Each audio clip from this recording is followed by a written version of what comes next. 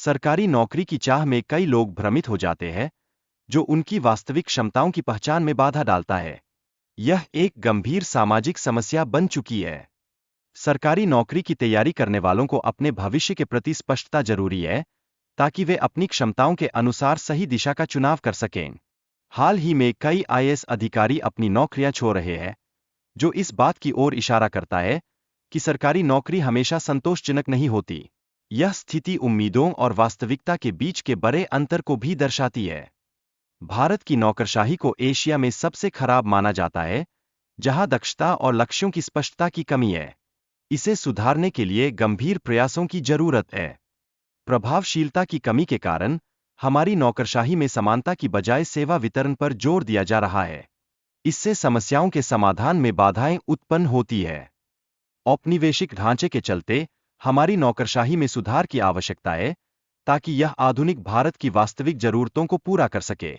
यह परिवर्तन अत्यावश्यक है। सरकार में कर्मचारियों की छानबीन में कई चुनौतियां हैं, जो भ्रष्टाचार को बढ़ावा देती है। यह सही लोगों की पहचान में असफलता का परिणाम है। सरकारी कर्मचारियों के जीवन स्तर को सुधारने के लिए वेतन वृद्धि आवश्यक है, जिससे भ्रष्टाचार के मामलों में कमी आ सकती है। समाज की मानसिकता भ्रष्टाचार के प्रति सहिष्णुता से प्रभावित है, जो इसे बढ़ावा देती है। यहां तक कि एक ईमानदार अधिकारी भी इससे अछूता नहीं रह सकता। नौकरशाही में शामिल अधिकारियों की मानसिकता और उनके घरेलू जीवन की भूमिका का बड़ा प्रभाव होता है। घर में वे पति या पिता होते हैं, जबकि ऑफिस में उनकी भूमिका भिन्न होती है। भ्रष्टाचार के कारण प्रोत्साहन की कमी होती है, जिससे लोग अपनी पूरी मेहनत नहीं कर पाते।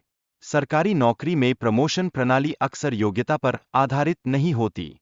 कोचिंग उद्योग में एक तरह का माफिया है, जो छात्रों को गलत तरीके से प्रभावित करता है। इससे युवाओं को जल्दी ही गलत रास्तों पर ले जाया जाता है, जो उनकी कॉलेज की यात्रा को नुकसान पहुंचाता है।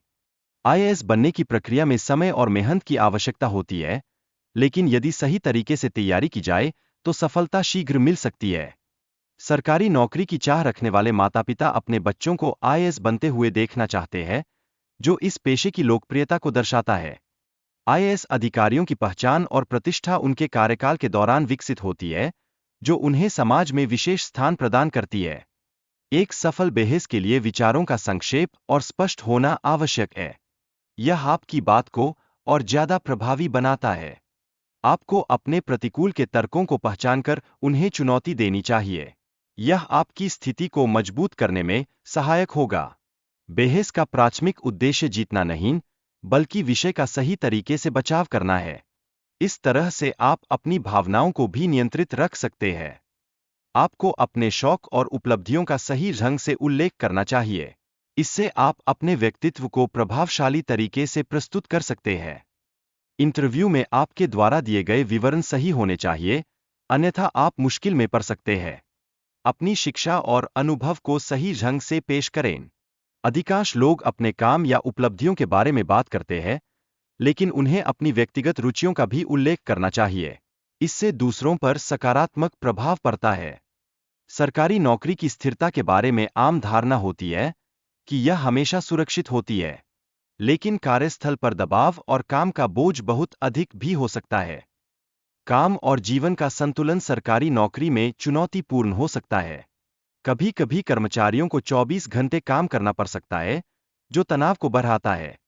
रिश्तों का प्रभाव नौकरी की तैयारी पर भी पड़ता है। मजबूत रिश्ते से स्थिरता मिल सकती है, जबकि नए रिश्तों में अनिश्चितता बनी रहती है।